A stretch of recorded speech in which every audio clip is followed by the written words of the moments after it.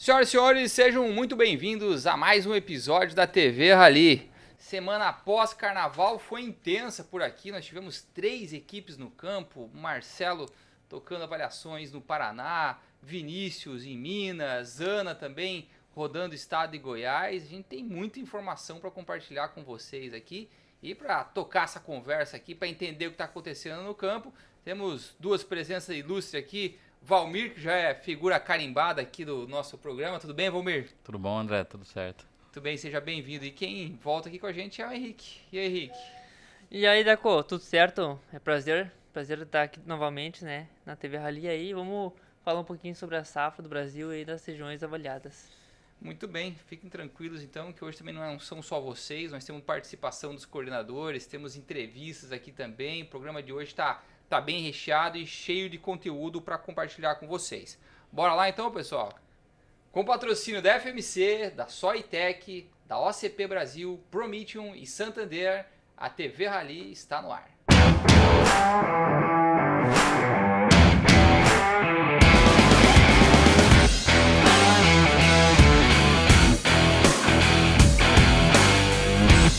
Vamos lá então, pessoal. Semana passada, 3 equipes no campo. A gente conseguiu coletar bastante informação, né? E a ideia é a gente trazer um pouco do relato desse pessoal, um pouco das análises que a gente já fez com os números que vieram do campo. Vocês têm conversado com o pessoal já? O pessoal tá muito cansado já de ficar viajando ou ainda estão com gás? Olha, André, a princípio a rotina do rally ela é bem movimentada, né? Acorda cedo, dorme tarde, é uma correria durante o dia a dia. Mas está todo mundo muito animado. O pessoal terminou a folia de carnaval contando soja nessas semanas. Será, o Henrique, que o pessoal não tá falando isso só para agradar o chefe, não, Henrique? Não, o pessoal gosta do campo. Inclusive hoje vou sair daqui, já vou pegar o avião, vou direto para Brasília, seguir em mais uma semana de rally. Muito bem, equipe Mapito, né? Isso é pros fortes. Muito bem. E quem certamente não está cansado é o analista aqui, o coordenador da equipe, o Vinícius Oliveira, que coordenou a equipe 12, e a gente já começa com um relato aí do que ele viu ao longo dessa última semana. A equipe 12 do Rally da Safra percorreu 3 importantes regiões aqui de Minas. Fizemos o sul de Minas, o Alto Paranaíba e também finalizamos a equipe aqui no Triângulo Mineiro. O que a gente percebeu no sul de Minas são muitas lavouras com alto potencial produtivo e também lavouras que estão ganhando espaço, que era de pastagem, de milho verão, de milho silagem. Então ela está entrando em substituição a essas lavouras. O outro ponto positivo que a gente notou é que o desempenho das lavouras com altitude mais elevadas, partindo de 950, 900 metros até 1.300, é muito bom, é muito interessante. Muito embora o ciclo dessa soja seja um pouco mais longo. Agora, quando a gente vai para o Alto Paranaíba, a gente encontra lavouras muito bem estabelecidas, são áreas muito bem estabelecidas, e aí a gente encontra muito pivô. E um ponto que chama a atenção é com relação ao peso de grãos, muito alto para essa região. Daí, a gente vai para o Triângulo Mineiro. No Triângulo Mineiro a gente encontra lavouras com sanidade um pouco melhor que nas outras 2 regiões. Nas outras 2 a gente encontra muito problema com oídio, com mofo branco. Aqui a gente não tem tanto esse problema. Para algumas áreas onde a soja precisou de um número maior de dias para completar o seu ciclo, essa soja já foi colhida e ela foi substituída por uma outra cultura. A gente estava avaliando aqui para ver se seria um milho safrinha. Para nossa surpresa, é uma área de sorgo. Ele está recém-germinado. Chama a atenção aqui para as 2 regiões de Minas, tanto o Alto Paranaíba quanto o Triângulo Mineiro, ritmo intenso de colheita.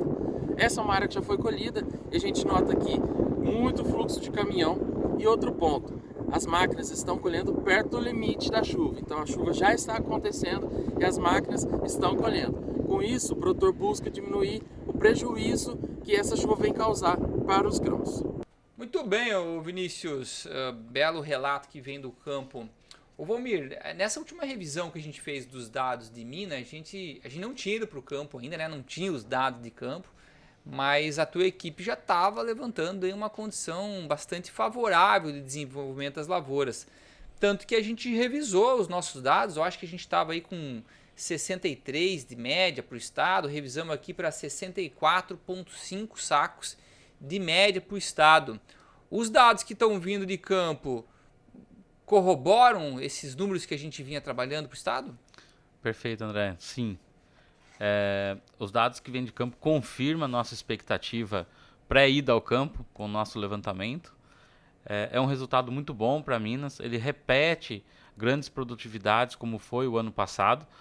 E o fator que mais tem chamado a atenção, como o Vinícius alertou também ali no vídeo, é o peso de grão. Em boa parte das amostras, o peso de grão é superior ao ano passado. Em alguns casos, na média do estado, a gente já fala em 5% melhor.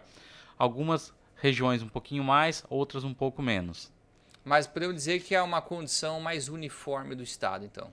Sim, exatamente, André. O desenvolvimento, esse alongamento do ciclo, esse prolongamento das chuvas tem permitido um maior peso de grãos. Bom, se por um lado a chuva ajuda a encher peso de grão, né? Por outro lado ela atrapalha na colheita. O Vinícius falou isso daqui já para nós, relatou. E a condição de Minas é essa, né? Alongou o ciclo, tá atrasado a colheita e isso acaba atrasando não só a colheita da soja, mas também a consequência, né? Que é o plantio do milho segunda safra. Tem alguns números para mostrar para a gente aí, Henrique? Tenho sim, Deco. Então, aqui a gente tem um gráfico aqui, a gente traz, né? Dá para ver então o início de colheita aqui em Minas Gerais um pouco mais lento do que a média dos 5 anos e também bem mais lento do que o ano passado, né? Em virtude da chuva, como você estava comentando. Mas o pessoal busca aí tentar recuperar esse atraso, né? E chegar mais próximo a uma normalidade aí, em virtude de um calendário do milho safrinha um pouco mais apertado. Estamos falando aqui de 28% colhido agora nessa safra, contra 39% no mesmo período do ano passado e 24% da média dos últimos 5 anos. Estamos acima da média, mas bem longe do ano passado ideal. E lembrando, né, que a quantia de lavouras de segunda safra que a gente passou a ter em Minas cresceu muito ao longo desse período, né? E eu acho que aqui no gráfico dá para ver outra coisa que o Vinícius comentou, né? Que olha só a evolução da primeira quinzena de fevereiro para a segunda. Saiu de 10 para 28, o pessoal acelerou. Então, colheu tudo que é jeito, né, Valmir? Sem dúvida, André. O pessoal aproveitou o momento que dava para tirar a soja do campo, mas ele não tem conseguido aproveitar esse avanço da colheita da soja para avançar no plantio do milho. Ele plantou bem o milho, mas ainda abaixo da expectativa, o que tem feito o pessoal a repensar se vão continuar plantando milho, aumentando o risco ou não. Acho que as próximas 2 semanas vão ser determinantes, tanto para a colheita de soja, para determinar o quanto de milho que vão ser plantados nos próximos dias. Perfeito, Valmir, porque a gente vinha falando assim, de quanto que vem avançando a área de milho, né, em Minas Gerais, o milho segunda safra, que em Minas Gerais já foi um grande produtor de milho verão, e agora migrou muito para a segunda safra. E ao longo dos últimos anos cresceu bastante a área, só que para crescer a área você precisa de calendário. E a gente vinha falando ainda de um aumento de área. Será que a gente pode ver, inclusive, uma reversão, Valmir, de parte desse crescimento não ocorreu, ou até mesmo uma redução da área de milho segunda safra, com o que a gente teve no passado? É possível, André. Se nos próximos dias a gente não tiver uma evolução maior dessa colheita e um avanço do plantio, é possível sim termos uma área menor de milho em Minas. Importante isso. Vamos ficar bem atento aqui e trazer para o pessoal a atualização desses dados. Bom, vamos falar então do Paraná. A equipe 14 retornou ao oeste do estado do Paraná. O Marcelo Soares coordenou essa equipe, a Ana Mello estava junto e também a Denise Ribeiro da OCP participou dessa equipe e já trazem aqui um relato para a gente. Vamos dar uma olhada? A equipe 14 está desde o dia 23 percorrendo as lavouras do oeste paranaense e de Santa Catarina. Durante esse período, encontramos grandes impactos causados pelo excesso de chuva, desde o início ao fim da cultura da soja. O alto índice pluviométrico, logo após a implantação da lavoura, dificultou a emergência das plantas e também alongou o ciclo vegetativo da cultura. Ao mesmo tempo, as chuvas ajudaram as plantas a ter um bom desenvolvimento, com um bom enchimento dos grãos e uma boa formação das vagens. Agora, a preocupação do produtor é com relação à colheita, já que continua chovendo. Assim como tem sido relatado em todo o Brasil, encontramos aqui na região uma situação que se tornou um ponto de atenção a todos os produtores: a abertura precoce das vagens.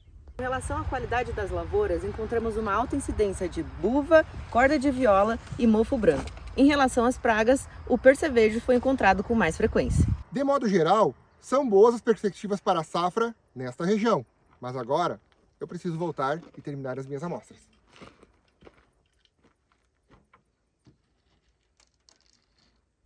Muito bom, Marcelo. Termina as amostras aí. Depois a gente quer ver você aqui no estúdio também, que você ainda não debutou aqui no estúdio com a gente. Ô, Valmir, parece que o cenário se repete, né? A gente acabou de falar isso de Minas também, alongamento de ciclo, preocupação com o plantio do milho. Paraná, o oeste do Paraná, pelo menos, está vivendo o mesmo cenário, não é mesmo?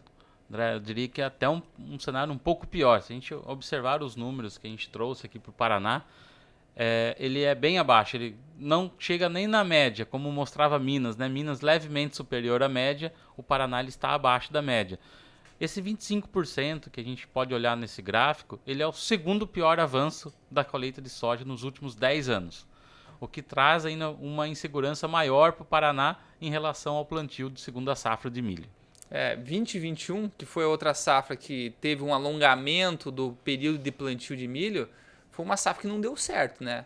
O produtor optou por avançar o plantio ao longo do mês de março, mas foi uma lavoura que não funcionou. Você teve aí seca depois, teve geada e a produtividade caiu bastante.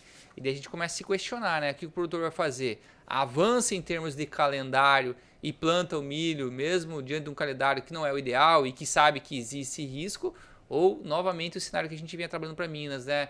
Coloca o pé no freio aqui e começa a optar por outras culturas, né? Como é o caso do trigo. Exatamente, acho que esse é a descrição perfeita do cenário. Se essa colheita ela não evoluir nos próximos dias, o pessoal vai sim fazer contas. E essa mudança para o trigo é ainda mais fácil fazer no Paraná, que é um estado que tem um histórico de maior produtores de trigo, mas a produção do trigo em si, ele faz não que o produtor só mude o planejamento deste ano, em si do próximo ano, porque o trigo vai ser colhido mais tarde e aí o planejamento da soja precoce dele do ano que vem vai ter que ser revisto. Não é uma mudança tão simples assim de fazer, apesar de ser possível. Agora, a gente vinha trabalhando com um cenário de 61,5 sacos por hectare de média para o estado do Paraná. Por hora, mantemos esse número, Valmir? André, por hora a gente está mantendo esse resultado do Paraná na expectativa das próximas equipes, que a gente vai ainda percorrer uma parte do estado e confirmando. As informações que a gente recebeu nessa última semana é que a gente tem um viés levemente positivo para o estado. Boa notícia aí. E a gente continua, né? Tem mais uma equipe ainda avaliando toda a região lá de Ponta Grossa, região importante de produção também, que acho que vai dar mais embasamento aí para essas revisões. Bom, ainda no Paraná, a nossa equipe visitou aqui uma área dos nossos parceiros do Rally, da Soitec, lá em Guarapuava, uma área de Soitec 580 e 2X. E quem recebeu a nossa equipe por lá foi o Jackson Galdeda, que conta pra gente aqui como é que foi essa visita. Olá pessoal, tudo bem? Meu nome é Jackson, sou assistente técnico da Soitec, na região de Ponta Grossa e de Guarapuava. Estamos aqui hoje com o pessoal do Rally da Safra, aqui no município de Pinhão, próximo da cidade de Guarapuava, fazendo uma avaliação numa área de Soitec 580 e 2X. Marcelo, conta para nós o que vocês têm visto desde o oeste do estado do Paraná, do Cascavel para cá. Qual o perfil das lavouras de soja de lá para cá? Bom, Jefferson, nossa jornada começou hoje em Cascavel, a gente está vindo acompanhando as lavouras do caminho e a gente está dando uma olhada em relação aos índices de produtividade e a sanidade geral das lavouras.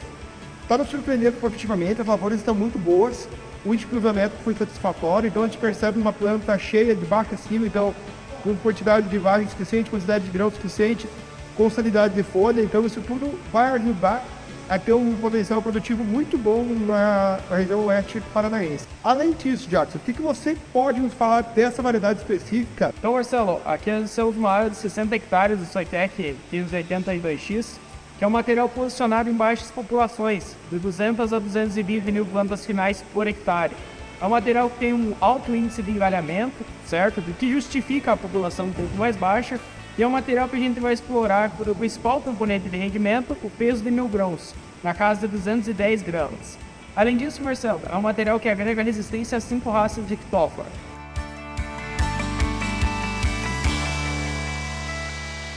Muito bem, ô Jackson, tá dado o recado aí, obrigado pela participação, obrigado por todo o apoio que a Soitec tem dado aí ao nosso projeto. Bom, para finalizar essa rodada aí de conversa com o campo, então agora a gente vai para a equipe coordenada pela Ana Petri, que rodou a região mais leste do Goiás, e ela aproveitou para gravar um vídeo também com um produtor na fazenda, com o Renato Pericin, da fazenda São João da Cruz. Então vamos dar uma olhada em como é que foi essa conversa entre eles. Estamos rodando aqui a região de Catalão e paramos aqui nessa lavoura para fazer uma amostragem e encontramos o Renato, que é o produtor aqui dessa lavoura. E nessa edição de 20 anos no Rally, foi muito especial encontrar o Renato. Porque, Renato, quanto tempo que você já conhece o Rally da Safra? Bom, a tarde do pessoal da Autoridade da Safra. Hoje, 26 de fevereiro, desde domingo, né, à tarde. O Rally da Safra, a gente já vem acompanhando ele desde os 20 anos, desde o primeiro ano, né, que se apresentou, né, na mídia como um todo.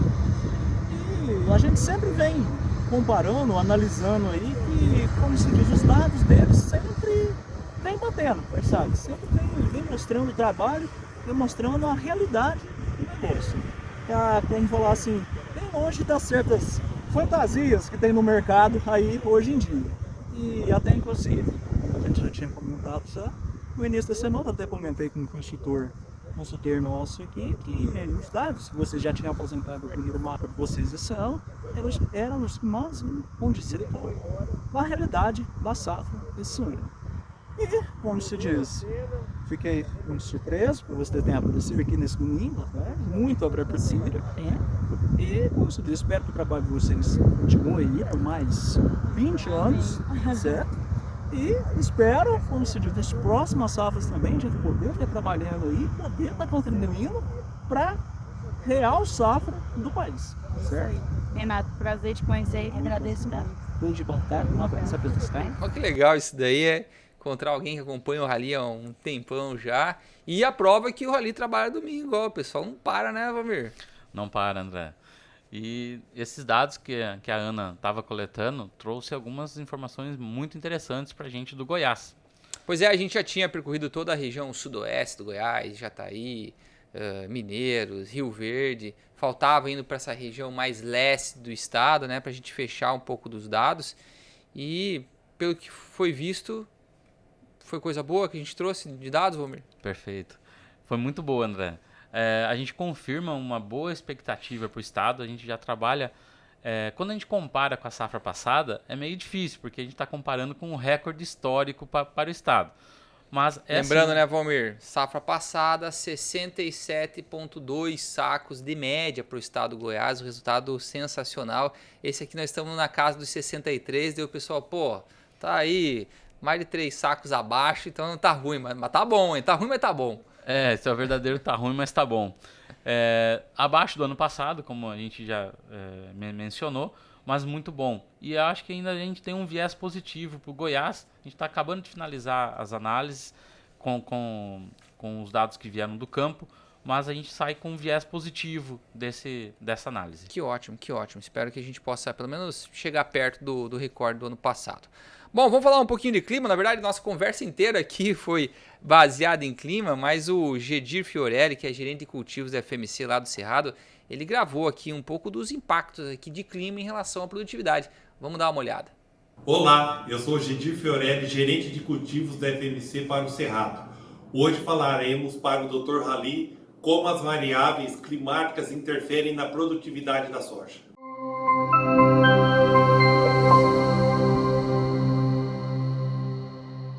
Temperatura, a intensidade e frequência das chuvas e outras variáveis impactam significativamente na produtividade da soja e nas operações do agricultor. Todos os anos temos alguma influência do El Niño e da Laninha em maior ou em menor grau de intensidade.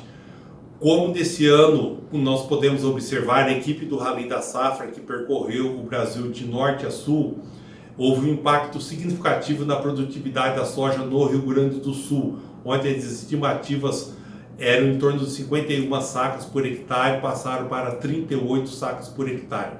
Em contrapartida, no Mato Grosso, lá no final do ciclo da soja, houve um excesso de chuva onde atrapalhou a colheita em alguns pontos. Todas essas variações influenciam nas operações e tomadas de decisões do agricultor, porque isso impacta em pragas e doenças na cultura da soja, fazendo com que elas ocorram em maior ou em menor grau. Fato é que nessa safra 22-23, no Rio Grande do Sul, a falta de chuva impactou significativamente na produtividade. Já no Mato Grosso, onde houve uma pequena falta de chuva no início do plantio e depois houve também pequeno excesso de chuva nos períodos vegetativo e reprodutivo da cultura da soja, fez com que o agricultor tivesse mais atenção e um melhor manejo das doenças e pragas, o que resultou em maior produtividade. Como vimos, os desafios para o agricultor são grandes. Haja visto que a produção de soja no Brasil ela se dá de norte a sul, onde há diferentes condições climáticas e hídricas. O agricultor tem que ter a atenção, especialmente para o que a cultura da soja demanda. Um período de chuva de 400 a 800 milímetros em todo o ciclo, tendo atenções especiais para o plantio, na germinação, na emergência, o período vegetativo, reprodutivo e também para a colheita. Acompanhar de perto todo o ciclo da soja e intervir nas operações resulta em minimizar os impactos que as condições climáticas podem ocasionar na cultura da soja e inclusive tirar proveito para aumentar as produtividades, como aconteceu no Mato Grosso nesse ano. Quer saber mais sobre esse tema ou precisa de mais informações sobre como conduzir a sua lavoura e a sua safra? Procure um consultor da FMC da sua região no site www.fmcagricola.com.br. Oh, legal, Gedir. Obrigado pela sua participação, estreando o quadro Dr. Rally, que a gente já tinha na temporada do ano passado da TV Rally. Estamos trazendo de novo para essa daqui. Henrique, clima tem chamado bastante atenção nessa safra. Hoje mesmo a gente falou bastante sobre excesso de chuva aí, tanto em Minas, no Paraná, Mato Grosso também, excesso de chuva na colheita que atrapalhou um pouco. Por outro lado, tivemos aí falta de chuva no sul do Brasil, em especial Rio Grande do Sul, que também tirou produtividade. Tem mais alguma coisa no radar ainda? Será que acontece mais algum? Teremos mais notícias relacionadas ao clima que podem impactar essa safra?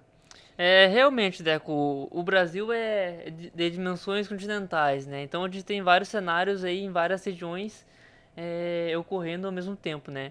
A gente vê um sul mais seco, vê uma Bahia, até que não foi comentado aqui, que está com uma falta de chuva, que falta pelo menos uma boa chuva para que ela consiga atingir o recorde de produtividade aí que a gente está estimando.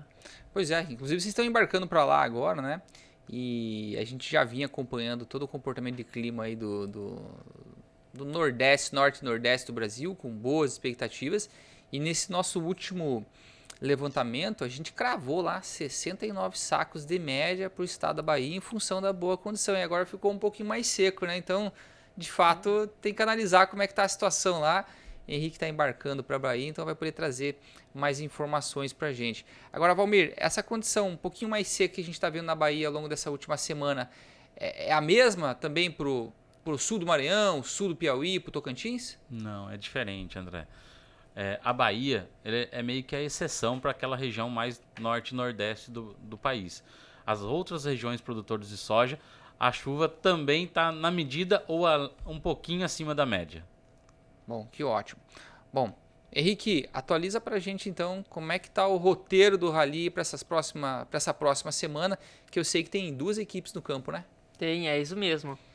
Nessa semana, então, o Vinícius, ele segue na estrada, né? Agora com a equipe 13.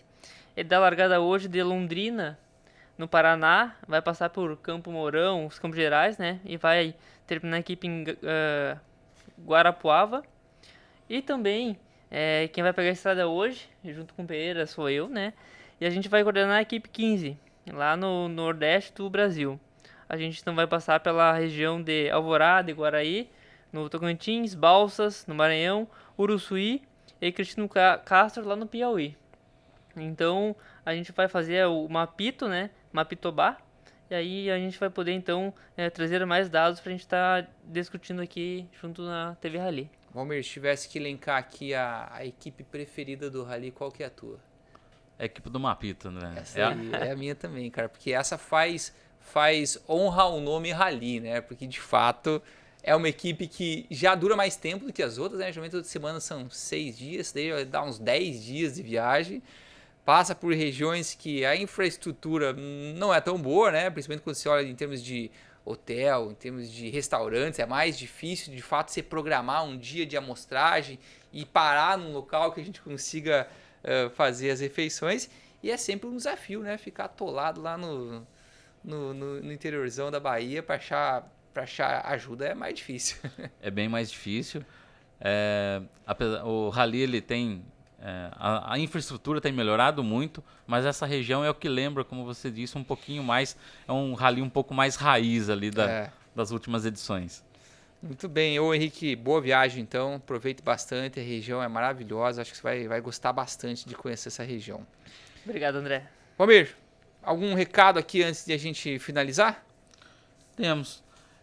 Acredito que com essas 2 novas equipes que virão nas próximas semanas, a gente vai ter muitas informações. É uma equipe longa, essa do Mapito, são mais de 10 dias de viagens, a gente vai percorrer os 4 estados. Nos acompanhem que traremos mais novidades ao longo das próximas semanas. Muito bem, isso daí, Valmir, obrigado pela participação de vocês, obrigado para vocês que nos acompanharam mais esse episódio da TV Rally. E semana que vem a gente está de volta aí com mais conteúdo de qualidade para compartilhar com vocês. Um grande abraço.